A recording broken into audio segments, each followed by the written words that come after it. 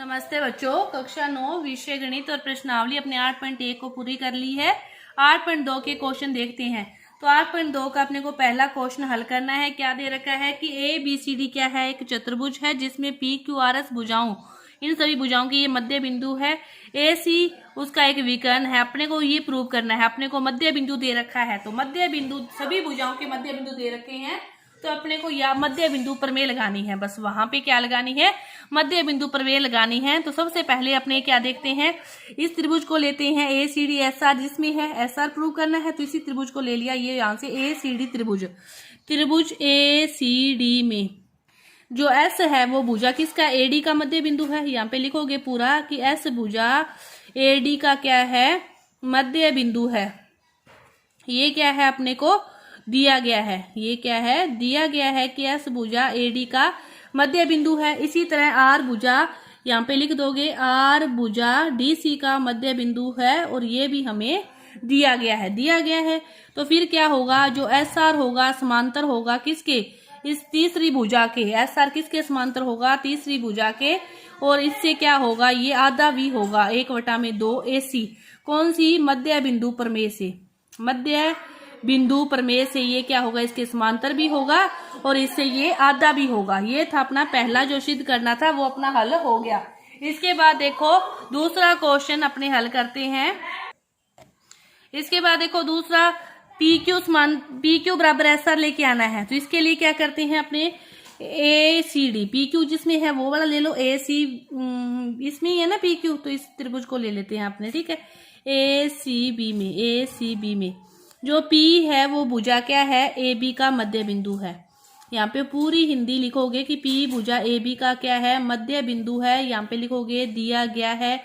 इसी तरह जो Q है वो भुजा बी सी का मध्य बिंदु है, ये भी हमें दिया गया है। तो PQ क्या होगा, समांतर होगा किसके, SR के। और PQ क्या होगा, समांतर PQ समांतर होगा AC के। AC क्या आएगा, AC के। और PQ क्या होगा, आधा होगा AC से, ठीक है। ये अपने आ गया। समीकरण नंबर इसको 2 दे दो और इसको समीकरण नंबर क्या करो, 1 दे दो। अब PQ समांतर है AC के और SR इसके यादा है, SR भी इसका यादा है।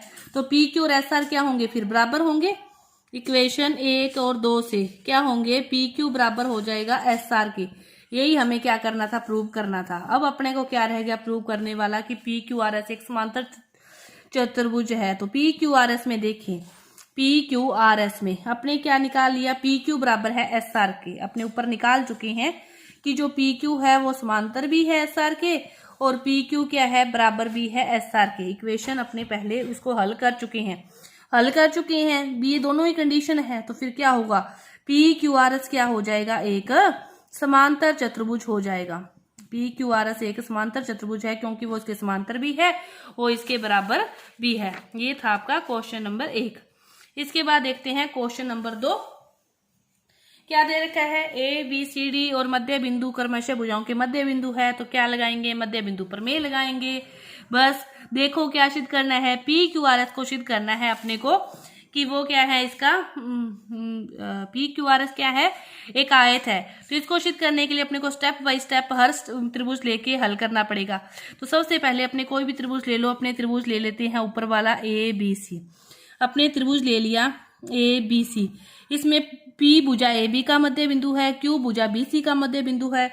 तो इसी प्रकार मध्य बिंदु प्रमेय लगेगी। तो क्या लिखोगे कि P भुजा AB का मध्य बिंदु है, P भुजा AB का क्या है, मध्य बिंदु है। यहाँ पे लिखोगे दिया है। इसी तरह Q भुजा क्या है, BC का मध्य बिंदु है, ये भी हमें क्या है, दिया है। तो फिर क्या होगा, PQ क्या होगा, ये AB और तीसरी भुजा क्या होगी, AC। तो PQ समांतर होगा तीसरी भुजा के और PQ क्या होगा, आधा होगा तीसरी भुजा के। समीकरण नंबर 1 यहाँ पे लिखोगे मध्य बिंदु प्रमेय से, ठीक है। इसी प्रकार आप नीचे से हल करोगे तो SR भी वही आएगा, S का मध्य बिंदु, इसका मध्य बिंदु। तो त्रिभुज ACD से, इसी प्रकार त्रिभुज ACD से क्या आ जाएगा कि SR समांतर आ जाएगा AC के और SR क्या आ जाएगा, आधा आ जाएगा AC के। समीकरण नंबर 2, ये आपके पास 2 आ गए। और इस इक्वेशन 1 व 2 से, इक्वेशन 1 व 2 से क्या होगा, देखो कि एस आर पी क्यू इसके, पी क्यू इसके, तो क्या हो जाएगा, पी क्यू समांतर हो जाएगा एस आर के, और पी क्यू क्या हो जाएगा, बराबर हो जाएगा एस आर के। समीकरण नंबर 4। तो यहाँ से क्या हो जाएगा कि पी क्यू आर एस क्या है, एक समांतर चतुर्भुज है।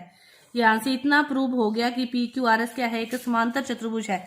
लेकिन अपने को क्या प्रूव करना है कि एक आयत है। आयत प्रूव करने के लिए अब फिर दोबारा चलें, अपने को कोण लेके आना है। तो कोण कैसे आएगा, कोण को लेके आने के लिए अपने त्रिभुज लेते हैं फिर से बी सी, ये वाला लेते हैं। अब तीसरी बार लेना है तो ये वाला त्रिभुज ले लेते हैं बी सी डी, जो नहीं लिया उस त्रिभुज को लेते हैं बी सी डी से। बी सी डी में क्या है, देखो जो क्यू भुजा, फिर वही चीज करेंगे एक बार, ठीक है। अपने ये दोनों ले लिए, अब इस तरह ये ले लेते हैं बी सी डी में, वो उसका मध्य बिंदु, ठीक है। मध्य बिंदु क्या कौन सा, क्यू भुजा किसका, बी सी का मध्य बिंदु है, आर भुजा किसका मध्य बिंदु, डी सी का है।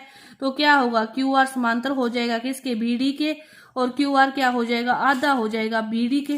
फिर ये लोगे तो पी एस बी क्या हो जाएगा, समांतर हो जाएगा बी डी के, पी एस बी क्या हो जाएगा, आधा हो जाएगा बी डी का।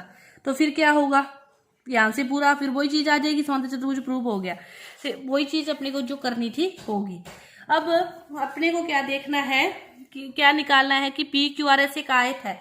आयत को निकालने के लिए अपने को क्या लेके आना है, कोण लेके आना है 90 डिग्री।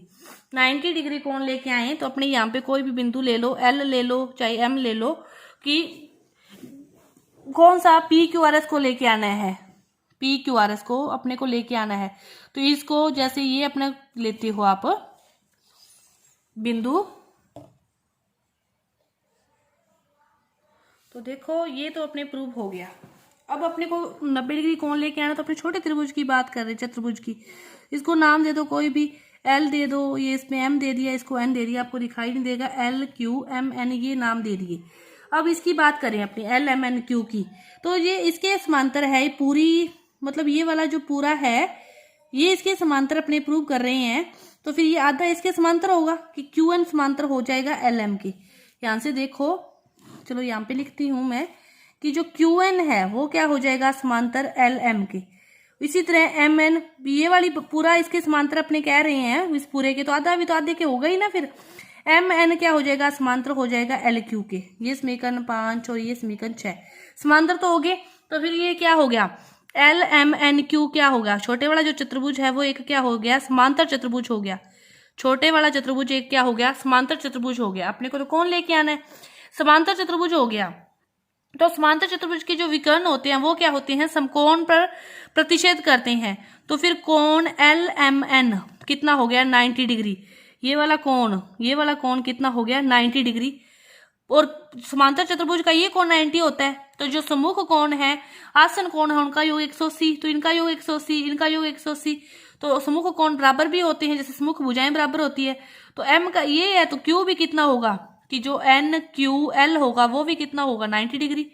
अब क्यू 90 डिग्री आ गया, तो ये वाला अपने को तो 91 चाहिए था, इसी तरह इसमें भी कर सकते हैं, इसमें भी कर सकते हैं। तो फिर पी क्यू आर एस क्या हो गया, एक आयत हो गया, क्योंकि भुजाएं तो अपने पहले ही प्रूव कर चुके हैं, तो अपने को यही रह गया था। तो फिर ये क्या हो गया, एक आयत हो गया। ये आपका दूसरा क्वेश्चन। इसके बाद देखो तीसरा क्वेश्चन क्या दे रखा है। तीसरा क्वेश्चन कि ए बी सी डी क्या है, एक आयत है, और इसमें पी क्यू आर एस वही भुजाओं के मध्य बिंदु दे रखे हैं। और अपने को क्या प्रूव करना है कि पी क्यू आर एस क्या है, एक समांतर चतुर्भुज है। समांतर चतुर्भुज अपने को क्या दर्शाना है, पहले तो वही मध्य बिंदु प्रमेय लगानी है। मध्य बिंदु दे रखे हैं तो वो प्रमेय लगेगी ही लगेगी। अपने त्रिभुज ले लो ए बी सी।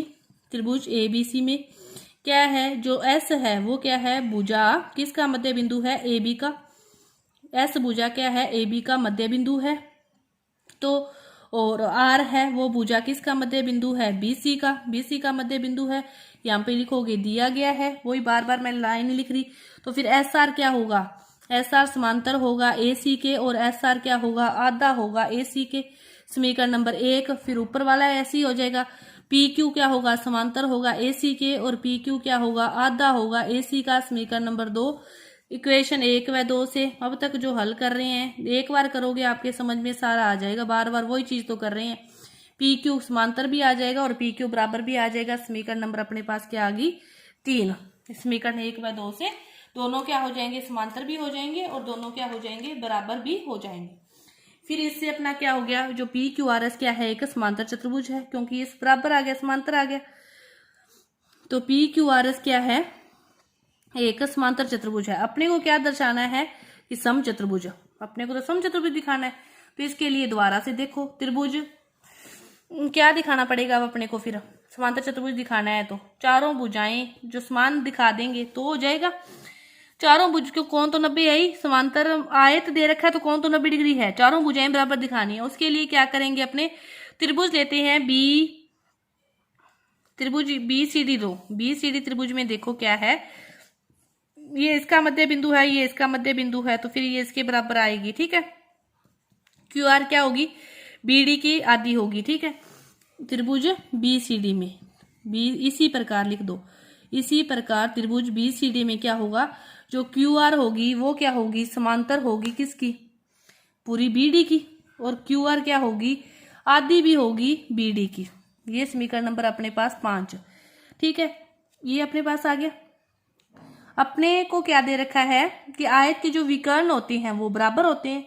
आयत के विकर्ण क्या होते हैं, बराबर होते हैं। कि ए सी बराबर क्या होगा फिर बी डी, कि अपने बी डी का एक तो ये रिलेशन निकाल लिया, एक ए सी बराबर बी डी निकाल रहे हैं।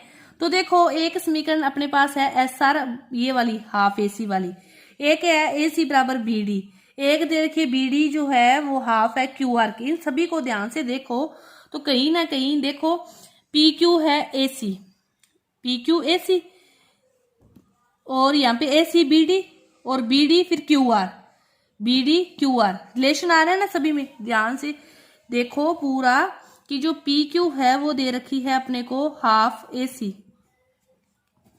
Half A C, P Q A C बराबर बी डी, तो ए सी और B D half B D किसके बराबर है, क्यू आर के। मतलब ये बराबर आ रही है, ये हाफ है, यहाँ पे हाफ ए सी है, तो बी डी कितनी है,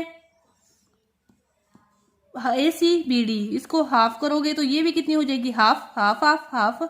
हाफ बी डी किसके बराबर है, क्यू आर के। ये समीकरण तब बराबर होगी, यहाँ पे भी जब हाफ लग जाएगा तब ये समीकरण बराबर आ गई। तो पी क्यू किसके बराबर आ गया, क्यू आर के। तो पी क्यू बराबर आ गया क्यू आर। तो फिर पी क्यू आर एस चारों इसी प्रकार अपने और भी रिलेशन निकाल सकते हैं कि क्यू आर बराबर आ जाएगा आर एस के। दूसरा त्रिभुज लेंगे तो सारे निकाल के इसी प्रकार सभी निकाल के लिख के कि यह एक क्या है, सम चतुर्भुज है। एक निकालने की दिक्कत होती है, बाकी तो फिर सारे निकल जाते हैं। यहाँ पे समझने वाली बात ये है कि ये अपने लिख ली पी क्यू बराबर क्या है, half A C, P Q बराबर half A C. Half A सी लगाना है तो अपने को यहाँ पे भी हाफ लगा दिया, यहाँ पे भी हाफ लगा दिया। ये किसके बराबर है, half B D, half B D किसके बराबर है, क्यू आर के।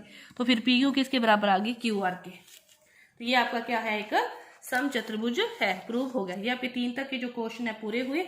आगे के जो क्वेश्चन है वो अपने अगली वीडियो में करेंगे। धन्यवाद।